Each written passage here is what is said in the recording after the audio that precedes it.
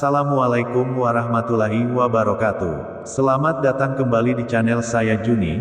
Semoga kalian sehat selalu dan jangan lupa dukung terus channel ini. Kali ini saya akan menceritakan kisah Abu Nawas. Tanpa pikir panjang Abu Nawas memutuskan untuk menjual keledai kesayangannya. Keledai itu merupakan kendaraan Abu Nawas satu-satunya. Sebenarnya ia tidak tega untuk menjualnya, tetapi keluarga Abu Nawas amat membutuhkan uang. Dan istrinya setuju. Keesokan harinya Abu Nawas membawa keledai ke pasar. Abu Nawas tidak tahu kalau ada sekelompok pencuri yang terdiri dari 4 orang telah mengetahui keadaan dan rencana Abu Nawas. Mereka sepakat akan memperdaya Abu Nawas. Rencana pun mulai mereka susun. Ketika Abu Nawas beristirahat di bawah pohon, salah seorang mendekat dan berkata, "Apakah engkau akan menjual kambingmu?" Tentu saja Abu Nawas terperanjat mendengar pertanyaan yang begitu tiba-tiba. "Ini bukan kambing," jawab Abu Nawas. "Kalau bukan kambing, lalu apa?" tanya pencuri itu selanjutnya. "Keledai," kata Abu Nawas. "Kalau engkau yakin itu keledai, jual saja ke pasar dan tanyakan pada mereka," kata komplotan pencuri itu sambil berlalu. Abu Nawas tidak terpengaruh. Kemudian ia meneruskan perjalanannya. Ketika Abu Nawas sedang menunggang keledai, pencuri kedua menghampirinya dan berkata, "Mengapa kau menunggang kambing? Ini bukan kambing tapi keledai."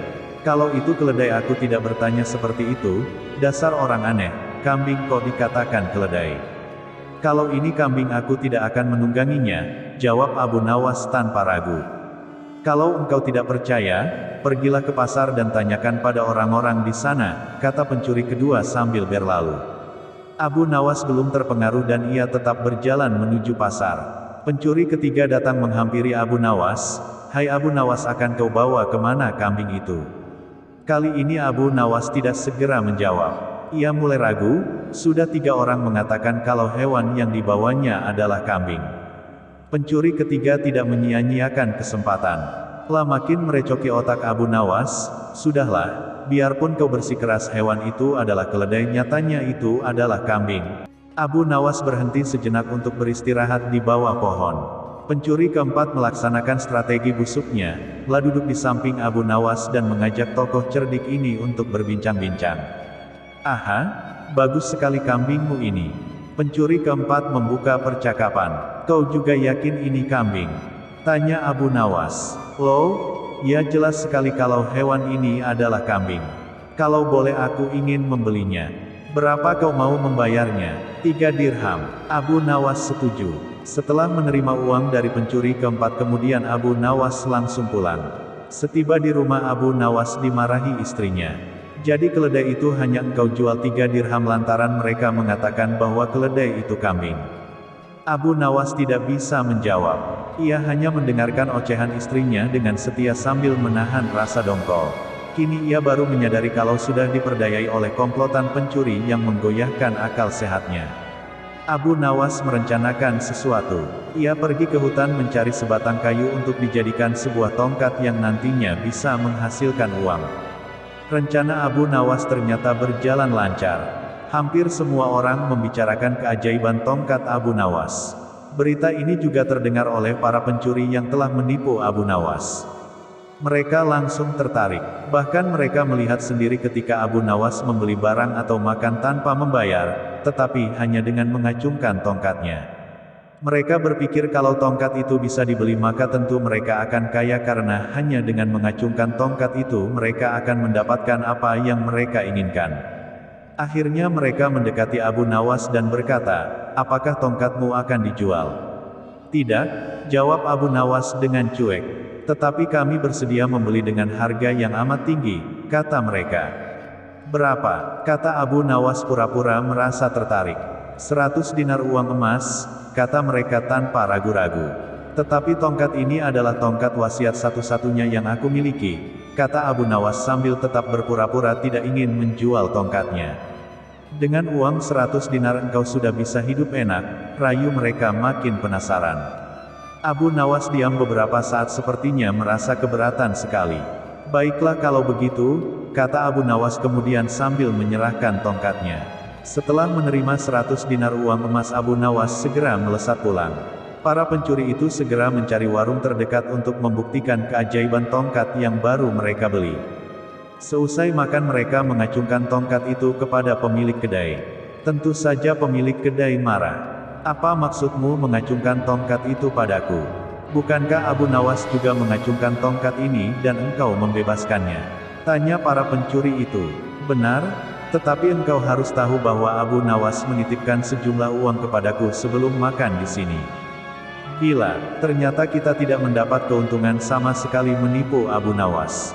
Kita malah rugi besar, umpat para pencuri dengan rasa dongkol. Suatu hari Abu Nawas dipanggil Baginda. Abu Nawas, kata Baginda Raja Harun al-Rasyid memulai pembicaraan. Aku harus berterus terang kepadamu bahwa kali ini engkau kupanggil bukan untuk kupermainkan atau kuperangkap. Tetapi aku benar-benar memerlukan bantuanmu. Daulat Paduka yang mulia, jawab Abu Nawas penuh takzim. Gerangan apakah yang bisa hamba lakukan untuk Paduka yang mulia? Tanya Abu Nawas. Ketahuilah bahwa beberapa hari yang lalu aku mendapat kunjungan kenegaraan dari negeri sahabat. Kebetulan rajanya beragama Yahudi. Raja itu adalah sahabat karibku, ujar Baginda. Selanjutnya Baginda bercerita, bahwa begitu berjumpa dengannya, sahabatnya itu langsung mengucapkan salam secara Islam, Assalamualaikum, kesejahteraan buat kalian semua. Aku tak menduga sama sekali. Tanpa pikir panjang aku menjawab sesuai dengan yang diajarkan oleh agama kita, yaitu kalau mendapat salam dari orang yang tidak beragama Islam, hendaklah engkau jawab dengan Wassalamualaikum, ujar Baginda. Balasan Baginda itu bermakna kecelakaan bagi kamu. Tentu saja sahabat Baginda itu merasa tersinggung. Dia menanyakan mengapa Baginda tega membalas salamnya yang penuh doa keselamatan dengan jawaban yang mengandung kecelakaan. Saat itu sungguh aku tak bisa berkata apa-apa selain diam. Pertemuanku dengan dia selanjutnya tidak berjalan dengan semestinya. Aku berusaha menjelaskan bahwa aku hanya melaksanakan apa yang dianjurkan oleh ajaran agama Islam. Tetapi dia tidak bisa menerima penjelasanku.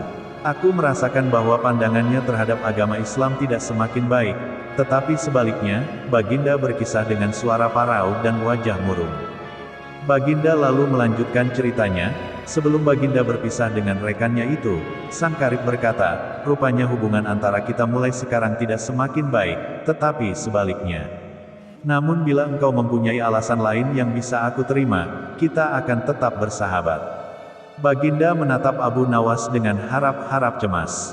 Kalau hanya itu persoalannya, mungkin, hamba bisa memberikan alasan yang dikehendaki Raja Sahabat Paduka itu yang mulia, ujar Abu Nawas. Mendengar kesanggupan Abu Nawas, Baginda amat riang. Beliau berulang-ulang menepuk pundak Abu Nawas. Wajah Baginda yang semula gundah gulana seketika itu berubah cerah secerah matahari di pagi hari. Cepat katakan, wahai Abu Nawas. Jangan biarkan aku menunggu, kata Baginda tak sabar. Baginda yang mulia, memang sepantasnya lah kalau Raja Yahudi itu menghaturkan ucapan salam keselamatan dan kesejahteraan kepada Baginda. Karena ajaran Islam memang menuju keselamatan dari siksa api neraka dan kesejahteraan surga, ujar Abu Nawas. Sedangkan Raja Yahudi itu tahu Baginda adalah orang Islam. Bukankah Islam mengajarkan tauhid, yaitu tidak menyekutukan Allah dengan yang lain, juga tidak menganggap Allah mempunyai anak. Ajaran tauhid ini tidak dimiliki oleh agama-agama lain termasuk agama yang dianut Raja Yahudi Sahabat Paduka yang mulia. Ajaran agama Yahudi menganggap Uzair adalah anak Allah seperti orang Nasrani beranggapan Isa anak Allah. Maha suci Allah dari segala sangkaan mereka. Tidak pantas Allah mempunyai anak. Sedangkan orang Islam membalas salam dengan ucapan Wassalamualaikum, kecelakaan bagi kamu, bukan berarti kami mendoakan kamu agar celaka. Tetapi semata-mata karena ketulusan dan kejujuran ajaran Islam yang masih bersedia memperingatkan orang lain atas kecelakaan yang akan menimpa mereka, bila mereka tetap berpegang teguh pada keyakinan yang keliru itu, yaitu tuduhan mereka bahwa Allah yang Maha Pengasih mempunyai anak. Abu Nawas menjelaskan. Baginda mengerti apa maksud Abu Nawas sehingga seketika itu kegundahan Baginda Raja Harun al-Rasyid sirna. Kali ini saking gembiranya Baginda menawarkan Abu Nawas agar memilih sendiri hadiah apa yang disukai. Abu Nawas tidak memilih apa-apa karena ia berkeyakinan bahwa tak selayaknya ia menerima upah dari ilmu agama yang ia sampaikan. Sampai bertemu lagi di kisah selanjutnya. Wassalamualaikum warahmatullahi wabarakatuh.